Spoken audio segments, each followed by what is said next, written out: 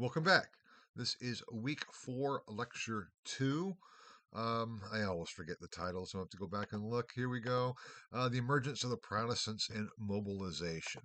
Um, this lecture follows on the last lecture, looking at the propaganda, the pictures, the spread of the word as it was developing, going beyond Luther himself and Wittenberg to see how the message, so to speak, got out. And we will be seeing shortly that at the time, internally, meaning those following Luther, referred to themselves as the evangelicals because it was based on the pure preaching of the gospel. Now, I talked about what that meant in terms of sola scriptura, etc., in the last lecture. But the point is, in this lecture, we will see the emergence of the Protestants. And what does that really mean to be a Protestant? And when does Luther become a Protestant in some ways? And that is getting at the question for the second midterm, which I'll be talking about shortly, or not shortly maybe, but at the end of this lecture. Um, and we'll see how this all fits together. So I hope, anyway, that's the idea. So let's go back and then begin with the spread of the evangelical movement. And here we have 3 points: the cities and towns, German princes, and preaching the gospel. Preaching the gospel could have come first because that's really what it was all about. Getting the word out, the message out, and establishing evangelical preachers in various cities and various parishes in the empire that at least were able to follow Luther in this period where the emperor is not really involved immediately in what's going on in the empire. He's fighting wars with France. Francis I of France. He has issues with Spain. So there's a leisure or an opening for the word to spread and for the movement to develop. Now, up there I have first the communal Reformation. We'll be hearing a little bit more about that after the midterm in terms of how that developed. And already, this is where things get kind of messed up in terms of chronology, because after the midterm, I will be talking about the so-called German Peasants' War of 1525. Today, in this lecture, I'm talking about all the way up to 1530. The Peasants' War was certainly a big part of that, which I'll, though, address more again after the midterm. But it is this, let's say, the popularization whereby towns and communes, or the free imperial cities, sought to introduce reform, Reformation. And what did that mean? That meant the pure preaching of the gospel and the correct administration of the sacraments. Scholars have referred to the communal Reformation, the Gemeindereformation. And Gemeinde is simply the commune or the community. And this was a movement that was based also very strongly in the imperial free cities, which I talked about early on in this course, in the first part of this course, in terms of the communes and the free imperial cities. These were cities outside of the feudal structure, and they had a measure of autonomy that other cities or countries did not. And that is really where the Reformation spread so much. Reformation being Luther's views on the preaching of the pure gospel. And so we have these individual communes, individual free cities within the empire, as well as other cities that were not imperial free cities, seeking to demand the proper preaching. And that was a major way that Luther's movement spread beyond Wittenberg. And so what we have here then is this development of the spread, which is also talking about last week in terms of the message and the propaganda getting out there, the printing and so, and the images. But something new is developing, and we want that in our city. Now, it is a very different approach when you're dealing with what do we do with this city than it is with Luther and his prince, Frederick the Wise. How do we approach this? Different political models, but still the issue is getting the word out and bringing about reformation. Now, that was the same process. And the German princes, the Reformation of the princes, not only was this going on in the towns and cities in the so-called communal Reformation, but also with the principalities within the empire. And as I've explained, the empire, which traces itself all the way back to Rome, um, was a conglomeration of principalities, bishops, dukes, or not, well, bishops, yes, but dukes, counts, um, kings in some cases. King of Bohemia was part of the empire, and the emperor was in charge of this republic, almost this confederation of principalities. Now, I also talked early on in the first part of this course about if you were a prince in late medieval Europe and took your responsibilities seriously enough, you were responsible not only for the physical well-being of your subjects, but also for the spiritual well-being of your subjects. You need to provide for them. And that attitude, that mentality, that goal, that idea, even if it wasn't always expressed perfectly in practice, and even if there were some princes who said, I'm not going to bother with that at all, I'm here to serve myself. But ideally, that was what the prince was supposed to do, whether it was a bishop or a duke. A bishop. Sorry, I keep bringing in bishops because they were called prince bishops. So that is also an issue here. Whether it was a prince bishop or a duke or a count or a king, you were responsible. Now, this has been called the Reformation of the Princes because just as the city councils of these imperial free cities and then the communal governmental structure was the authoritative body to determine that we now, as a body, are going to introduce the Reformation, either as a city, we want to have the pure preaching of the gospel within our city, or within our commune or town, or whatever it might be. So the princes within their territory began to feel the same way. Now, that goes back to building on the late mentality of the nobility, which was already there. So we can talk about the Reformation of the princes earlier on. And in fact, we see that, especially within the area of the empire. I know I talked about in the lecture on the Reform and Reformation and Reformation of the later Middle Ages about the observant movement, the observant monastic movement, which was itself referred to as a reformatio, a reformation. And there were princes who were very engaged in making sure that within their territory, the monasteries, at least the mendicants and so, were the best possible. And so they would claim and be in charge of introducing the observant movement within their territories.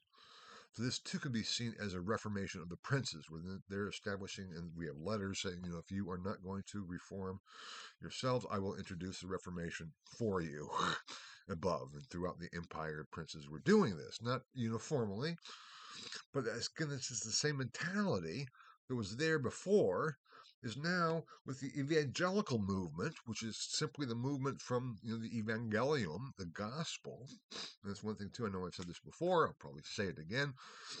We cannot equate what today is referred to as the evangelicals or the evangelical movement today with the evangelicals of the 16th century, because what that meant at the time was simply those people, those communities, those groups who advocated for the pure preaching of the gospel, the evangelium, the gospel, the good news coming from Luther, etc.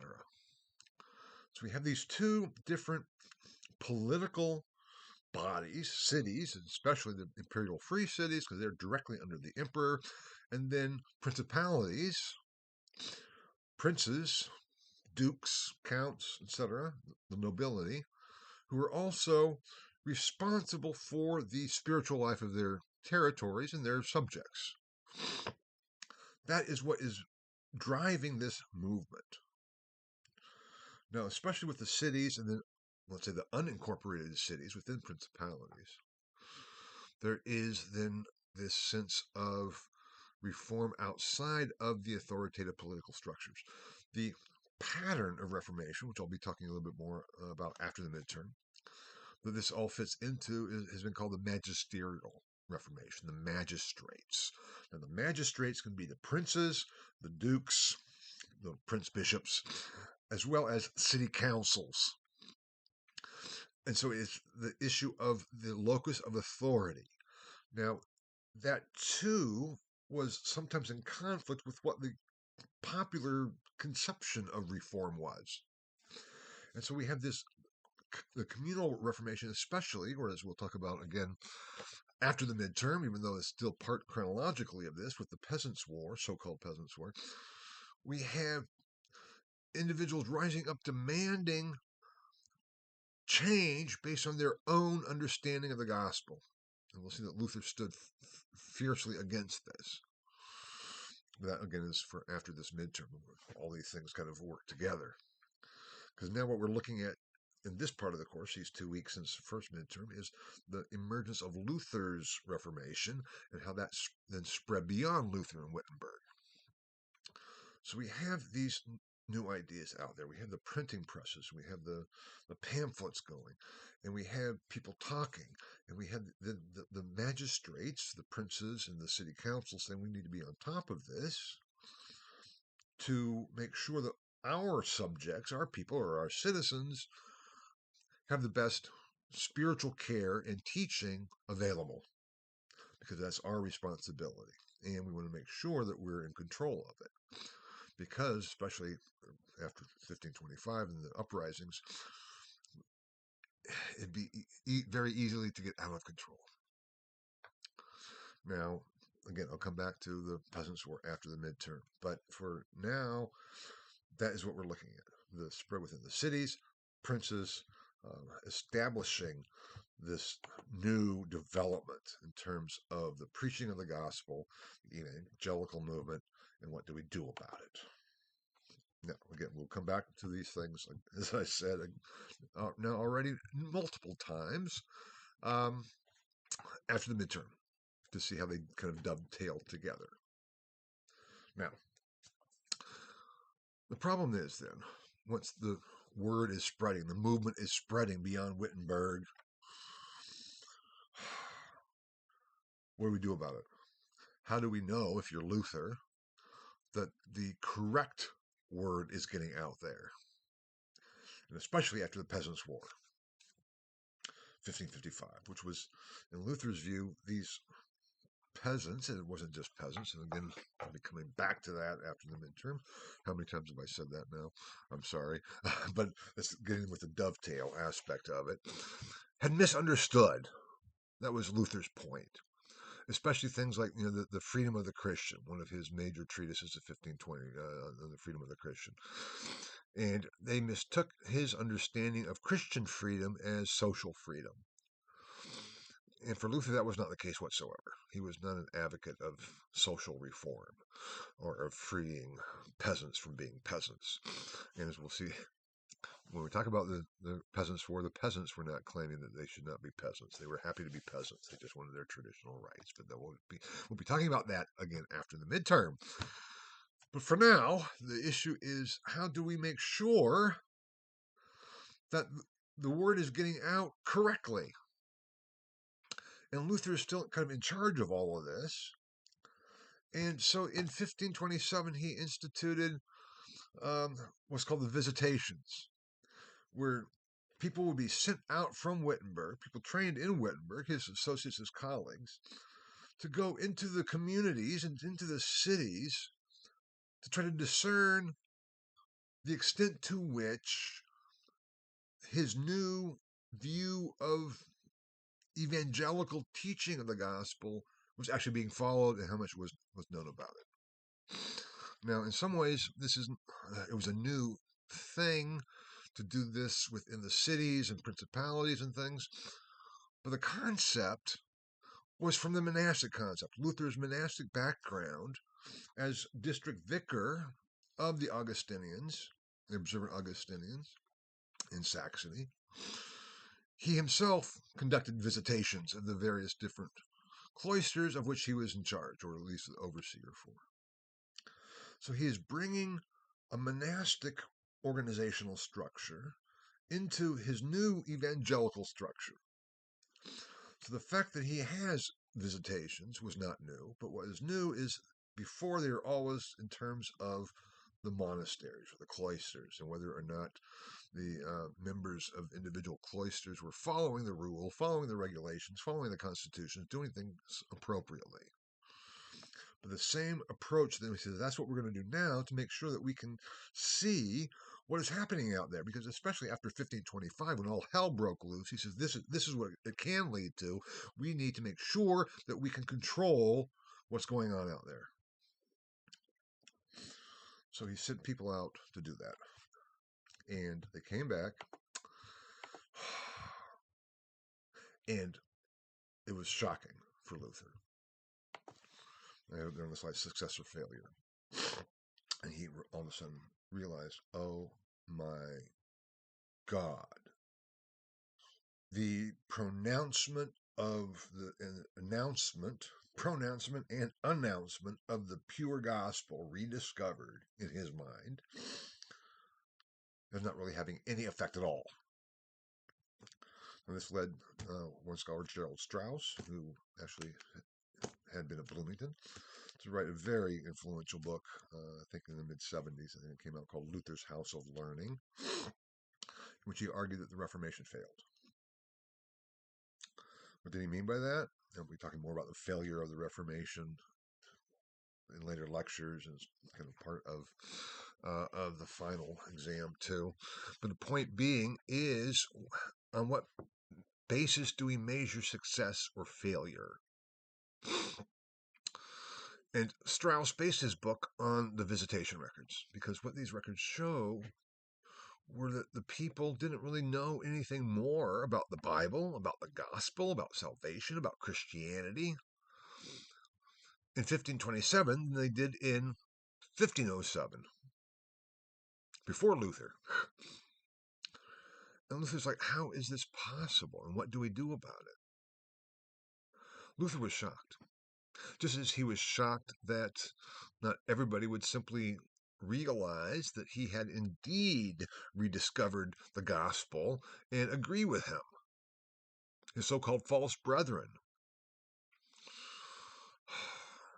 didn't make sense to him,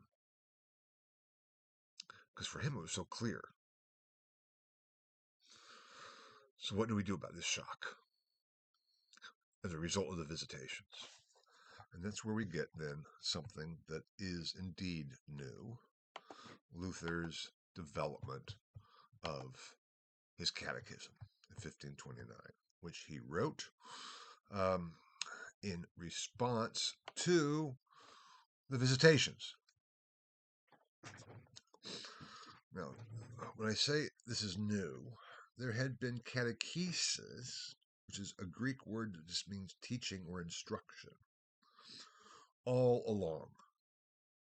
I have up here on the slide the late medieval catechetical endeavor, I think it is. Is that what I have up there? Yes, the late medieval catechetical endeavor and catechesis in the Middle Ages. Please note, that's not the catechism in the Middle Ages. There was no such thing as a catechism until Luther created it in 1529 with his small and large catechisms. But yet, beginning around the year 1000, going all the way back to earlier lectures too, and assignments in the Myth of the West, we have this switch over from the Christianization process in Europe, whereby Europe becomes Christian based on baptism and attending Christian worship, to what I've referred to as the religionization process. Now that we're Christian, how do we actually be Christian?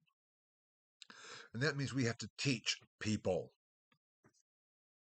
Now, this is already evident in terms of that need in Luther's 95 Theses, where it's often repeated, Christians should be taught that. Because the issue, too, with indulgences was a false understanding in Luther's mind. And I think I've already addressed that in terms of, it wasn't so much that he thought all indulgences are bad, at least at first. It was like they're just not being taught right. So Christians should be taught that problem. Christians should be taught stayed with Luther the rest of his life. And this is what he then came up with as the solution, the means to teach Christians what they should be taught, was his catechism. Major development. He even said at one point, all my works, this is later on, he said, all my works are, you can burn them all for I care except for two. My catechism and on the servitude of the will, the servo arbitrio, the bondage of the will. Those two are essential. Now, that shows the importance of this catechism for Luther.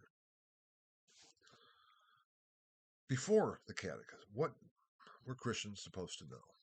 Well, they're supposed to know that, baptism washes away the punishment of original sin. They're supposed to know they should go to Mass, and they have to take communion once a year.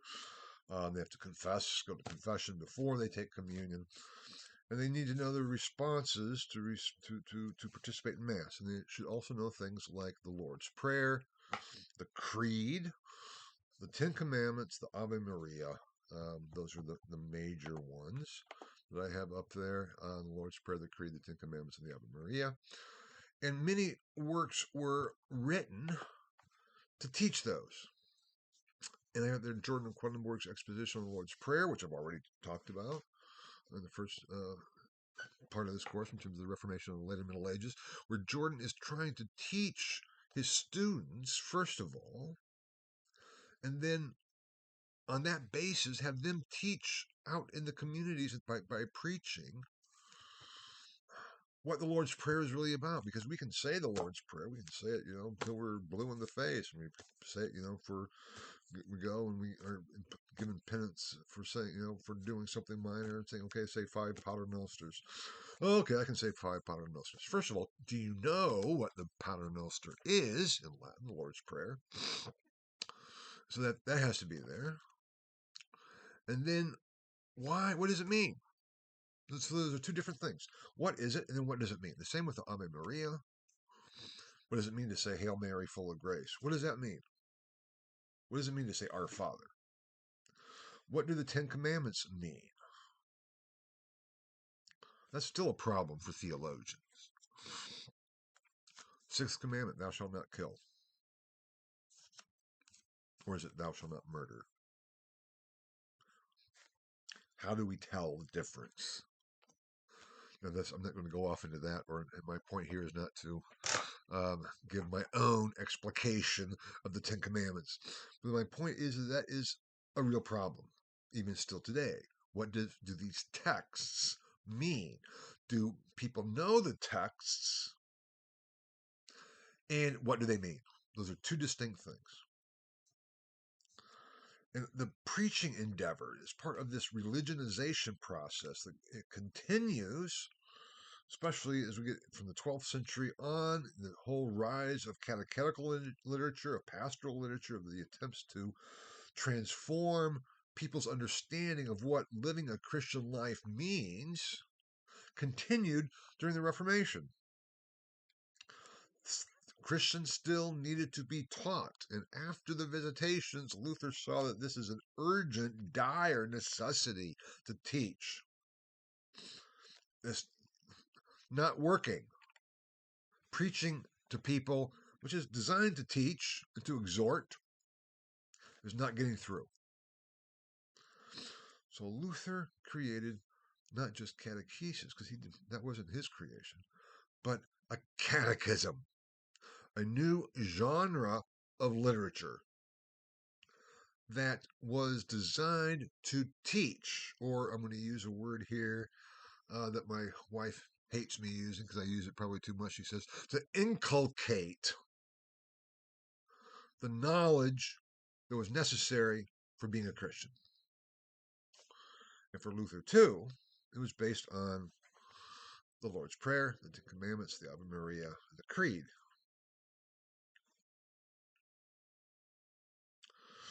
Now, Luther wanted, first of all,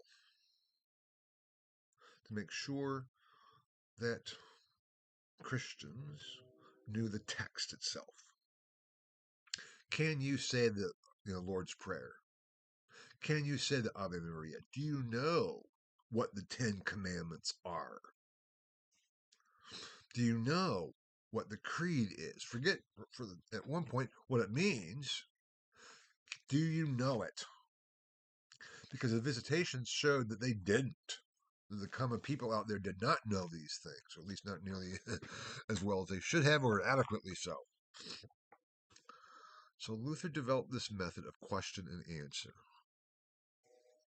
Now, question is basically the scholastic approach to doing research, doing scholarship. We ask a question, we try to find an answer, we discuss both possible sides, etc., etc., etc. So Luther knew that form of answering a question or posing a question, but he did not then go on all different sides. He said there's one answer. What is the Lord's Prayer? Can you say it? Yes or no? There's no room for debate here. What's the first line of the Lord's Prayer? Our Father, which art in heaven. Before we even talk about what it means, do you know that? And then he would go on to say, okay, and then do you know what it means? What does it mean? That our Father who art in heaven. What does that mean? That too was to be memorized. So this is a genre of question and answers that were to be memorized. And before you could become a full member of the church, you had to confirmation, because Luther kind of kept confirmation. He didn't call it a sacrament of confirmation, but that's basically it was confirming your baptism. That's what confirmation is. To be confirmed, you had to stand up publicly and answer the questions of the catechism, so that the catechist, the teacher, then would publicly say, Bob or Jane, do you know what the Lord's Prayer is? Yes, I do. What's the first line of the Lord's Prayer? Our Father who art in heaven. And then it goes, what does that mean? And then two, it wasn't what does it mean to you personally? What do you think about it? It is, have you memorized the answer that was given you? Almost to the point of, I don't care what you think about it or what you believe. Can you repeat the correct answer? That then was a process that was to be drilled into people, especially children, youth, within the household. So the father of the household was to teach his family the catechism. And when new children were born, as soon as they could read or eat or whatever, listen, that was part of the expectations of their familial upbringing, was to teach them the catechism. And if we can do that from early on and have it so ingrained in them that they just know it, then we will be successful in teaching what Christians ought to know, what Christians should be taught. That is how we can make sure that Christians are taught what they should be taught and learn what they should learn in order to be a Christian. So it's a series of questions and answers to be memorized.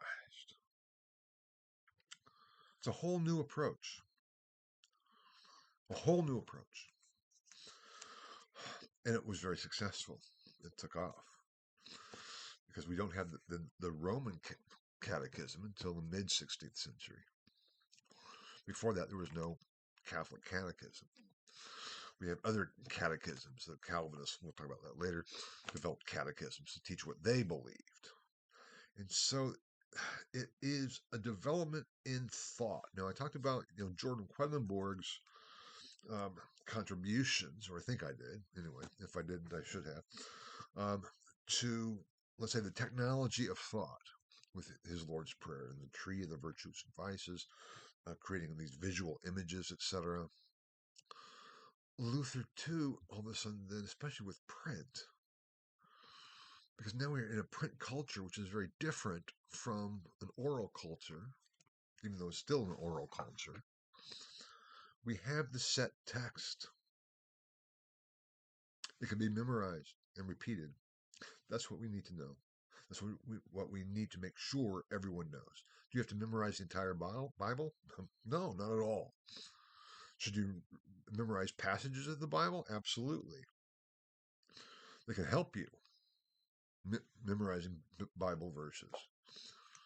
But what you need to know are these fundamental texts that espouse and proclaim the Christian faith in its essential aspects: the Creed, the Lord's Prayer, the Ten Commandments, the Ave Maria. Now, that was the solution. Was it successful? Well, it depends on whom you ask. And we'll be coming back to that question, because it's how do you measure success and failure? Strauss's book, Luther's House of Learning,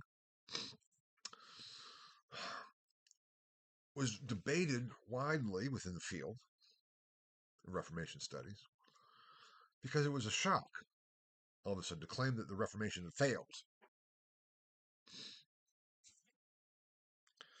But then scholars started looking at it then more analytically. Said, you know what? But he's basing his evaluation on the reports of the visitations. It would be like evaluating the level of discipline and functionality of a school based on reports from the principal's office of people who had to go to the principal's office. It'd be, oh my God, these people don't know anything. And oh my God, they're not following the rules. Even if most people were. So it could very well be that Luther's shock was based on the sources that revealed not that everybody didn't know it, but enough people did not know things that gave the appearance that everybody didn't know it. That's the problem. Or one of the problems with dealing with the visitation reports. I mean, there's all kinds of issues, and they're fantastic for what they can get at and what they reveal, because these are real documents based on, what we today would call oral history, because they went in and they talked to people and asked them questions and wrote down the answers, and we have those reports.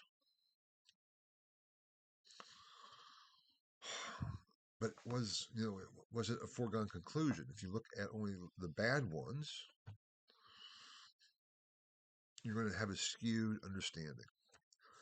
But if you look at the people who did know what the Lord's Prayer was, or the Creed, or the Ten Commandments, so what? Does that mean that they really understood? Is that an indication that their belief was correct, or just their words coming out of their mouth?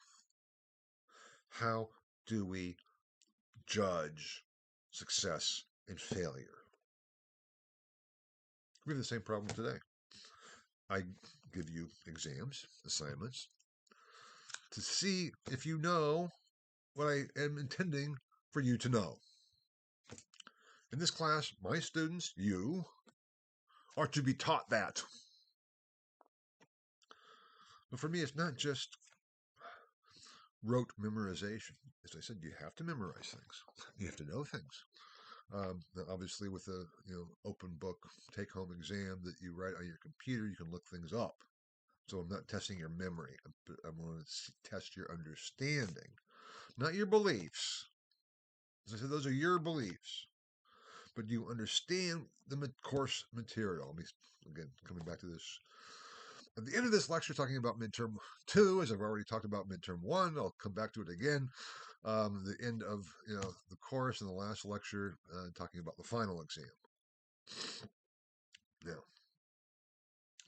putting it all together, thinking of it. So I can only judge what you have learned based on what you submit. That has its positives and negatives for me to determine, have you learned what you're supposed to have learned, What I determined you are supposed to have learned based on students in this course, as students in this course, are to be taught that. The information is only part of it. It's the meaning behind it. How do we come to an understanding of putting it all together? That's what this is about. And that's why the exam, I'm kind of jumping ahead now, but you've already had midterm one, so you know what it's like, is not simply asking for a rote memorization and repetition of the answers that I give you. That would some ways be a lot easier for me. It'd be a lot easier for you. You wouldn't have to deal with the more difficult problem of meaning and understanding. But that's not the way it is. So, the whole question of success or failure, it depends on what basis is that determined. And what Strauss had said, if we take the ideals of the reformers, of Luther and Melanchthon, and judge based on the visitation records whether those ideals and their own endeavor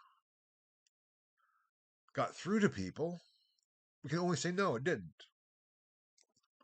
But are there other aspects of quote unquote success or failure? That's, again, something that we'll be looking at for the rest of this course. That's why, too, I argued that the Reformation of the later Middle Ages failed because it did not bring about a true Reformation. Did not reform everything it had members that was called for repeatedly, again and again. So did Luther's Reformation succeed, whereas the Reformation of the later Middle Ages had failed? Because it did bring about change. The question is, what kind of change? On what basis is that change determined? And did it make people, quote unquote, more Christian than before? Did it transform what people understood and knew of Christianity? That's a big question. But now we're going to look at the impact of this spread and development and the consequences of it. Because still in 1527, we're in a situation that the split is not definitive yet. The split between this new evangelical movement and the church, Christendom. Christendom is still there. It's crumbling, it's cracking, as I've talked about too, with all the crisis of the later Middle Ages and some of the inherent problems within the structures itself. But the idea, the ideology of Christendom is still there. So this is a movement within the structure that is still the structure, even if it's wobbling.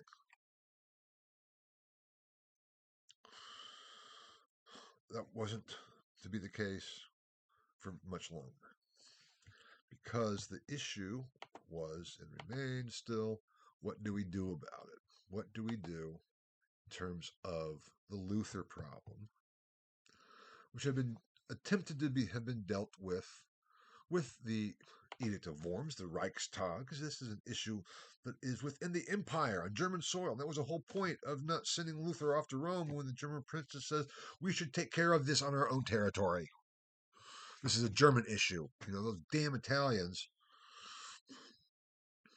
We're going to be in charge of our own religious life to the extent that we can be. And Charles V,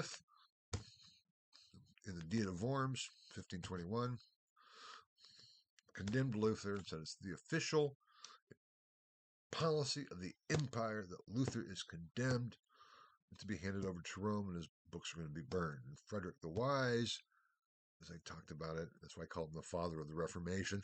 Frederick the Wise kidnapped Luther and kept him safe, and other people started to agree with Luther and to hear what he was saying and looking at the problems that were going on and supporting him.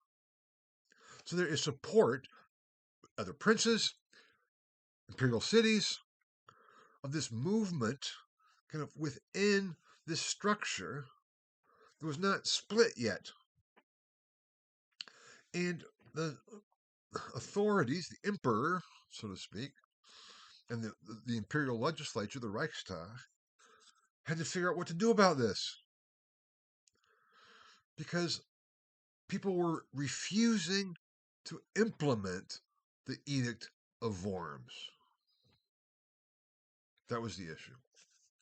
Princes and cities said, we are not going to do that. Now, some princes and cities did. That's why Luther had to be very careful where he went in terms of traveling. After then, the Peasants' War caused all hell to break loose too, is even more problematic. Look where this is leading. This leads to revolt and all kinds of problems. We have to deal with this. In a Diet, which is again, it's just the meeting of the imperial legislature, the Reichstag, in the city of Speyer in 1526, which is not on a slide. There's, I didn't want to confuse you. There's two Diet of Speyers, 1526 and then 1529, just like there are two or three Diet of Augsburgs, which we'll talk more about later too. Anyway, so the point being here, though, is the legislature got together and said, okay, what do we do about this? What do we do about the Luther problem? Is it imperial policy that the Edict of Worms must be enforced? And at Speyer, they said yes, but one of the problems at Speyer in 1526, the meeting of the legislature, is Charles V, the emperor, wasn't there because he was fighting wars with Francis I. So they said, okay, we will deal with this again in 1529 at Speyer. And we hope Charles will be there. No, 1529 at Speyer, Charles still wasn't there. This is the Diet of Speyer of 1529, which is on the PowerPoint slide there. The Diet of Speyer, April 1529. It's like, can we work out some kind of a solution? Because that was the other potential problem, not just condemnation. Like, okay, can we somehow figure out a way, a compromise? But yet, for the powers that be, for the emperor and the imperial legislature, we can't accept the refusal to enforce the Edict of Worms, because that is the edict, official edict of the emperor, of the imperial legislature. It's passed, it has to be enforced. And at Speyer, they reiterated that. Before there could be even an attempt at reconciliation, this has to be enforced because this is imperial law. If we can't enforce the law, what's the basis of the state? What's the basis of political life? Well, in response to the proclamation of the Diet of Speyer in 1529, even if we could work something out, point number one is that the Edict of Worms must be enforced. A number of princes and representatives of the imperial free cities said, no, we protest this decision, and walked out. Said, we're not going to do it. From that point on, those princes and cities, this is 1529, keep in mind, those princes and cities that walked out in protest from the Diet of Speyer in opposition to the Reichstag's proclamation that the Edict of Worms had to be enforced became known as the protesting princes and cities, or the Protestants. This is the origin of the term Protestant. It was a political opposition, a political protest to the decision of the imperial legislature. Yes, it was based on Luther's theological views. But it was far broader than that. Far more was going on than simply, our indulgence is right or wrong. Or is it true that for every coin that in the coffer rings a soul from purgatory springs? Or is it true that we are justified by faith alone and not by works? Is it true, all these things? That was almost separate from the struggle of what was going on because of those ideas and their understandings. And once we have this Protestant movement, it's like, okay, now what? because now the Protestant princes and cities, those protesting, you know what? We are in open opposition and maybe even rebellion against the emperor and the Reichstag. Now, de facto, they had sort of been that way when they refused to enforce the Edict of Worms. Now that refusal, that opposition just becomes official, and we have the beginning of the Protestants. It's not a good thing to be in open rebellion against the emperor. We better prepare for it. So that is why then, in 1529, October of 1529, the Count Palatine, Philip of Hesse, said, you know what, we have to get ready to potentially stand up against the emperor. Who are these Protestants? Well, they're German cities, whatever. There's also Swiss cities in Switzerland, in the Eidgenossenschaft, it was called. There were also imperial free cities. This is before the time of Germany and Switzerland. That's why I use those terms loosely. These two were in protest, but they weren't completely following Luther. They were following another reformer by the name of Ulrich Zwingli, who was a priest in Zurich and claimed to have had some of the same revelations as Luther had about the Bible and was putting forward his own Reformation in Zurich, in the cantons of Zurich, or the canton of Zurich, and spreading to some of the others.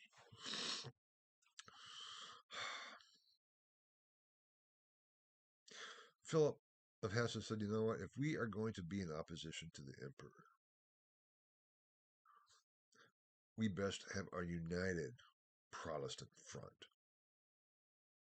Because one of the basic military points is if you can divide your enemy, divide and conquer, right? You divide your enemy, you can conquer them.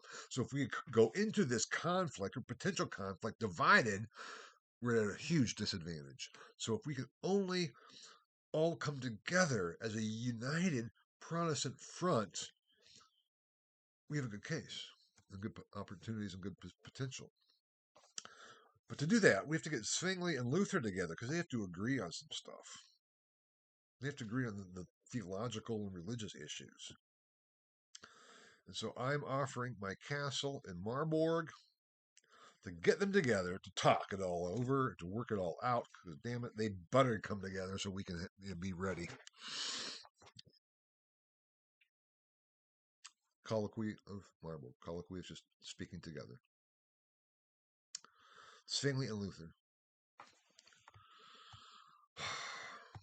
Luther was not all that pleased with Zwingli from what he had heard about him and read about him. But he was willing to talk. And he knew, supposedly, when he got there, that the biggest sticking point, the biggest opposition between Zwingli and Luther was in their respective views of the Eucharist. Both viewed it as a sacrament. Neither viewed it as a sacrifice. But Zwingli had a different view of what was going on in the Eucharist than did Luther. Luther took it literally. This is my body. This is my blood. Hoc est corpus meum. This is my body. Zwingli interpreted that as represents or signifies. So that the bread and wine for Zwingli do not physically become the body and the blood of Christ. For Luther, as for the medieval Catholic tradition, yes, they do. Luther said, I gnaw on the flesh of my Redeemer. Supposedly, when they met, sat down at the table. Luther pulled back the tablecloth, took out his knife, and carved hoc est corpus meum into the table, put the tablecloth back, and then they started talking. They agreed about almost everything. Justification, that was only by faith, blah, blah, blah, blah, blah. And then they got to the Eucharist. Luther threw back the cloth and said, when my Savior says, this is my body, he meant this is my body. Zwingli said, oh, Martin, no. It represents his body. It's not literally, physically is his body. Now, keep in mind, too, Luther was in a principality. Elector, the duchy, or not the duchy, but the electorate of Saxony. Zwingli was in Zurich, a free city. For him, there was a real presence of Jesus, but it was a spiritual presence where 2 or 3 are gathered. So when we get together to eat this commemorative meal, Christ is spiritually present within this communal idea of being all together, very much representing the concept of a city being all together. And Luther says, no, my Savior says this, that's the way it is. Just like my Prince says this, that's the way it is. This is physically Christ's body and blood. No, it's not transubstantiation for Luther. It is consubstantiation, whereby in, with, and under, Luther's phrase, the elements of bread and wine is the true body and blood of Christ, which communicants receive in faith.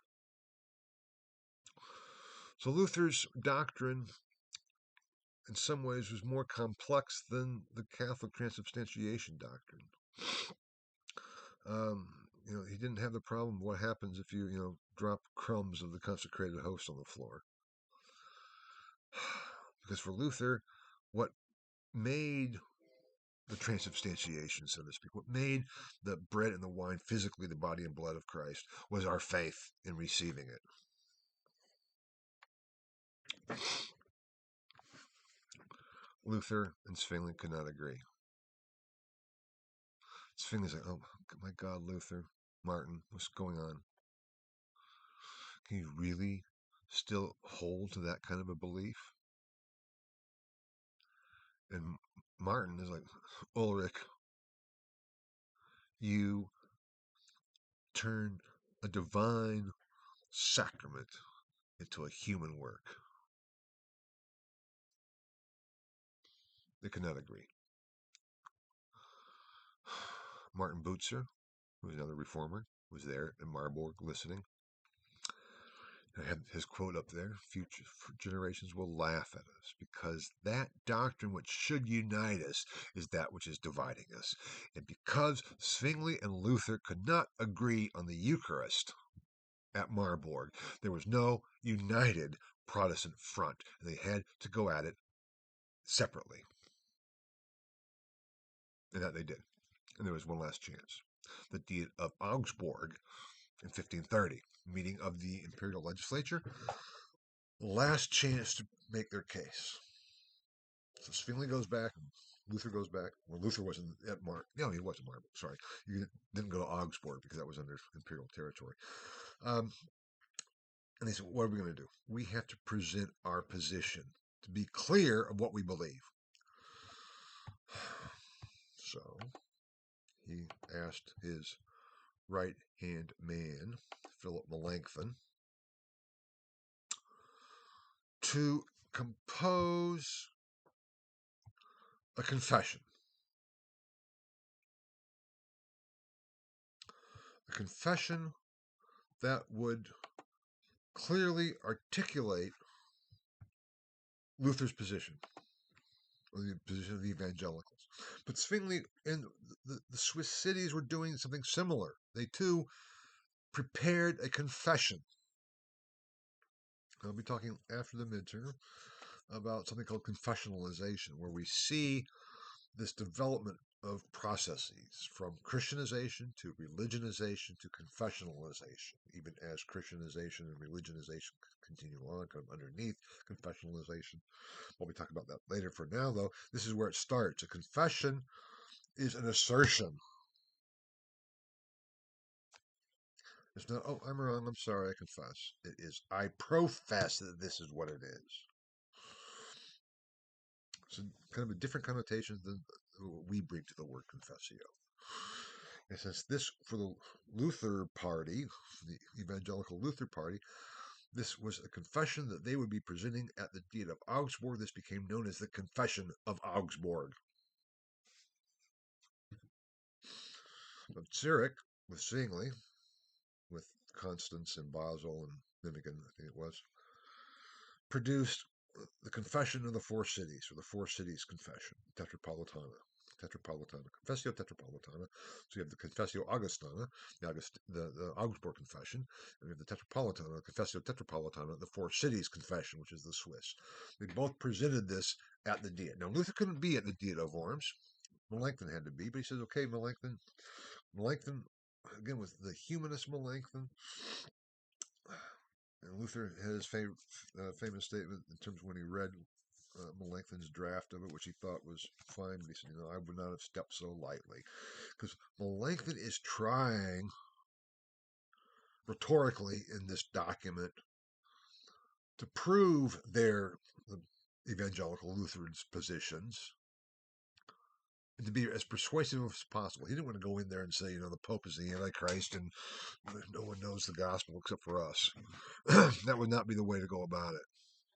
That's what Luther probably would have done. But not Melanchthon. It's a text, and actually it's the reading for this week, and it's the basis of your exam.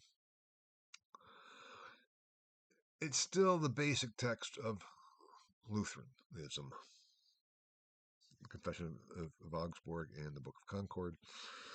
Book of Concord is much later, but that's another issue. And it became the basis for the beginnings of confessionalization, which is a political process to politically inculcate a given religious confession within a given political territory. And this is going to be becoming very important after the midterm. But it's starting here. The Confession of Augsburg was the first, and together with the Four Cities Confession. Yeah, what happened in Augsburg? Surprise, surprise. The Diet of Augsburg said nope. There may be some things that we can't agree upon, but in general, the Edict of Worms must be enforced. You're still not doing it. Therefore, we reject your confession. We're not going to accept it. We reject it. As we reject the Four Cities Confession.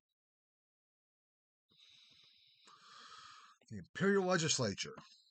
This is the last. And Charles is there too to give it the sanction of the emperor. Says no. Melanchthon and the Wittenberg delegation returned to Wittenberg. Zwingli goes back to Zurich.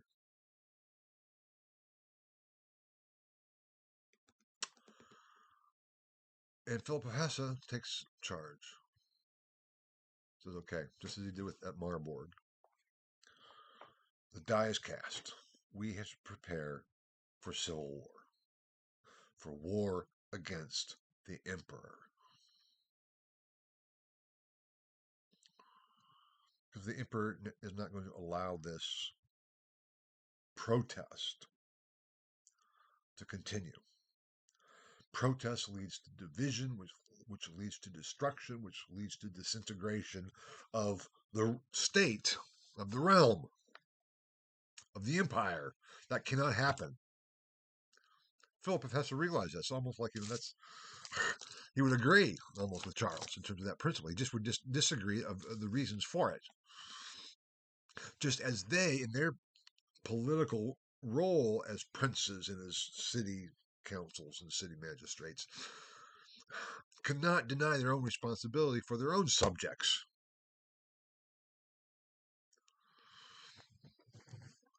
Civil War. That was what was going to come of this. So Philip of Hesse got together some of the leaders of the city of Schmalkalden, and they formed the League of Schmalkalden, which was going to be then a Protestant defense league, because now we are in open rebellion against the emperor. That was in 1531, after the failure of the Deed of Augsburg, the failure of the Confession of Augsburg to persuade the Reichstag and Charles V, the imperial legislature, and the emperor that they had a legitimate case.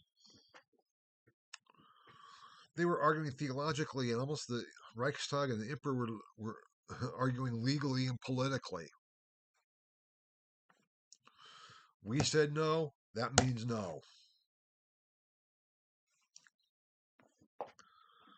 The League of Schmalkalden became the military arm of the Protestants.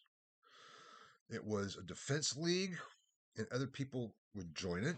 And sometimes, if you were to read the chapter 1, I believe it is in my Luther and the Reformation of the later Middle Ages, I talk about the case of Hildesheim. And Hildesheim eventually capitulated and joined. Now, the whole point of joining that Protestant Defense League, the League of Schmalkalden, was acceptance of the Confession of Augsburg. So the Swiss were not part of it. Also, as we'll hear after the midterm,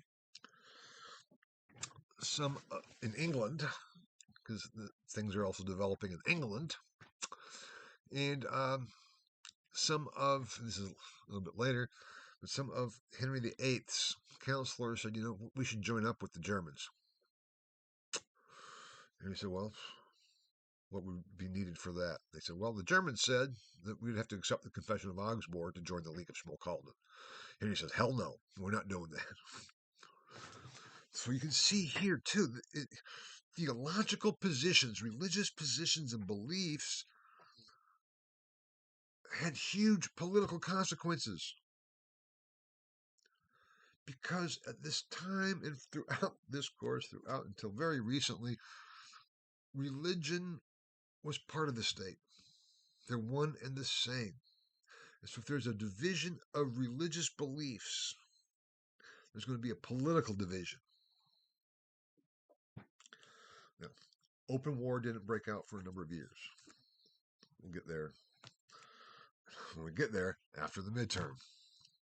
But that is the context of the Confession of Augsburg and the League of Schmalkalden, to provide the basis of the Protestant movement, which is a protest movement against the imperial legislature and the emperor.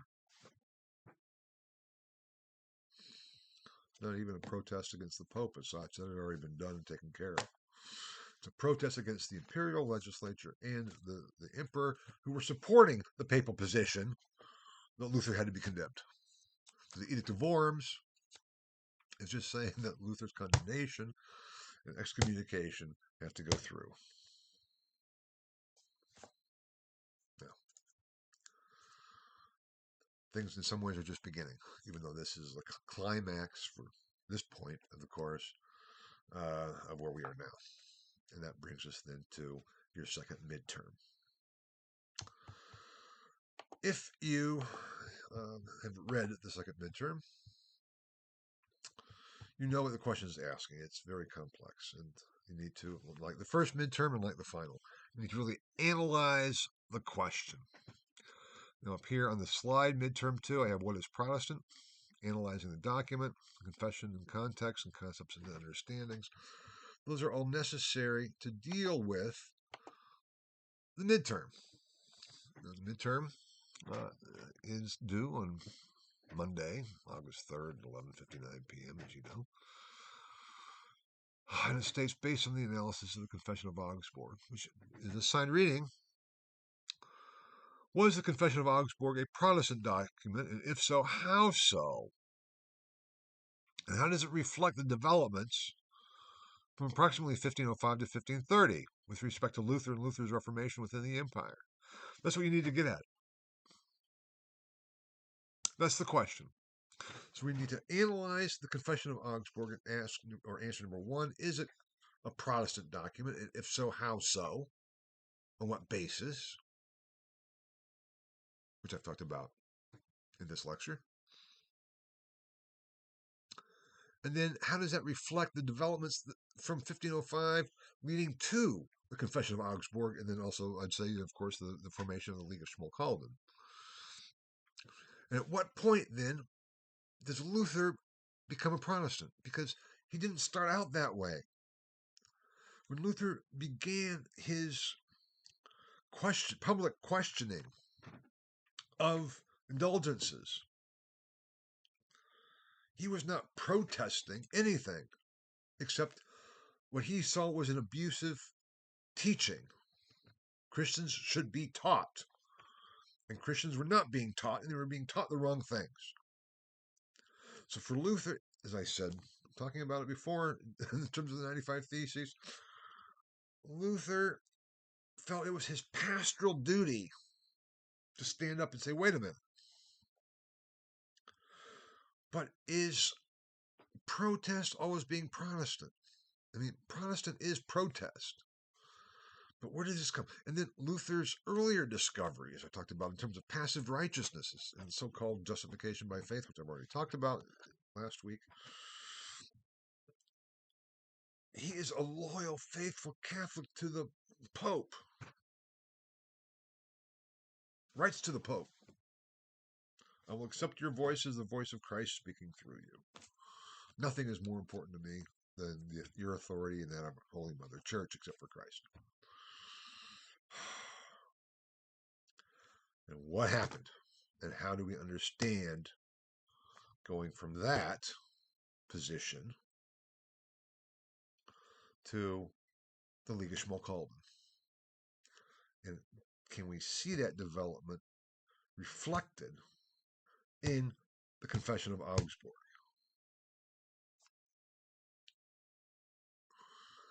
Now here we have, okay, was what then constituted being Protestant? I've addressed that.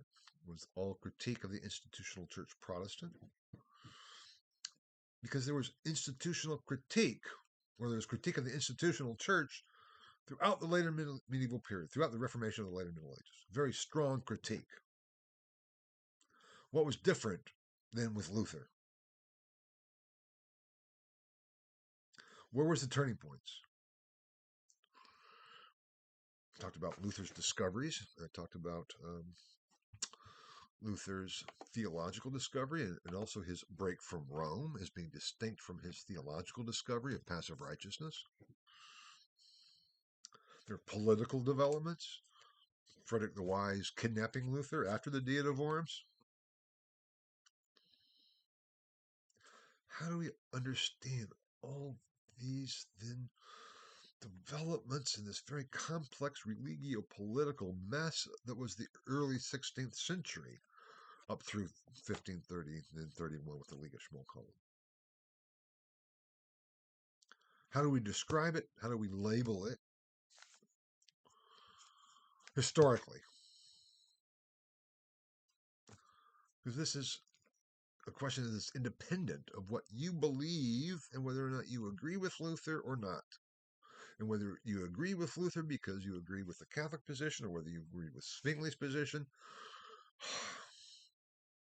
or whether you don't believe any of it because it's all hooey, which it may be. Even if we were to say Christianity is just a bunch of, pipe dreams, and it's, religion is the opiate of the people, as Freud said, or it's an illusion. No, Marx said it was the opiate of the people. Freud said it was just an illusion. Sorry. If it is, that illusion destroyed Christendom, broke it up so we can no longer talk about Christendom after 1530, especially beginning, and then we'll see after the midterm. 1555 is really the complete breaking point.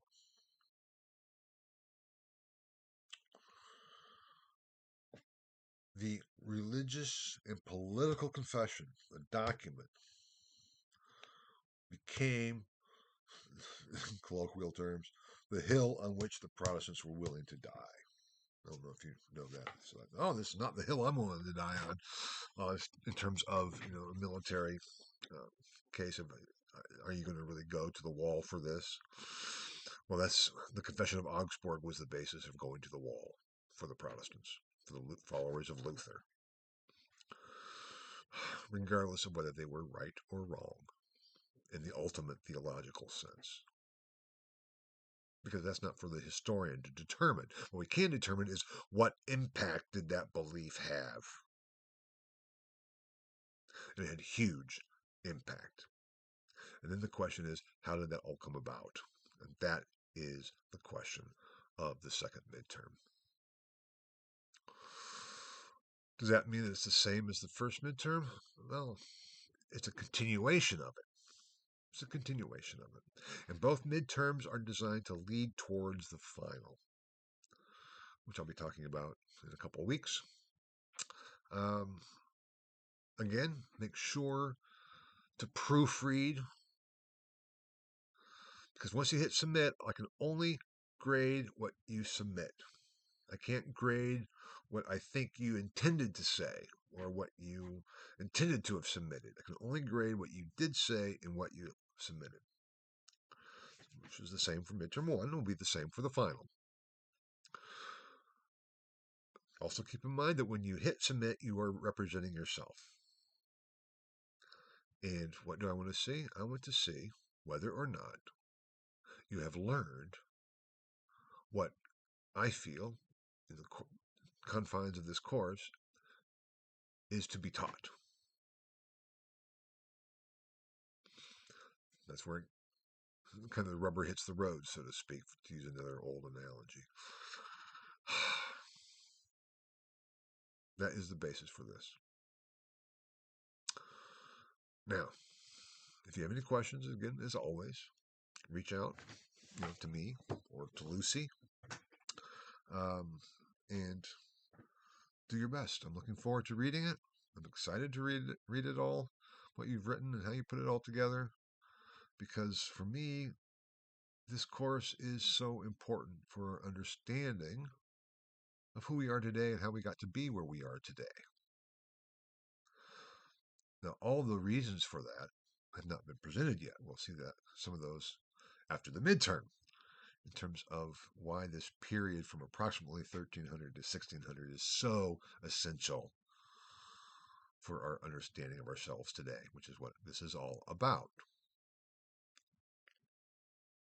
and what we should be taught, what we should know to deal with the situation in which we find ourselves. It's called education. That's what this is about, as it was for Luther. With that being said, I'll leave it there. Again, I wish you the best of luck. Looking forward to reading your second midterms. If there's any problems, just let me know, please. But otherwise, schedule your work so that you can have it polished and proofed and ready to submit by Monday.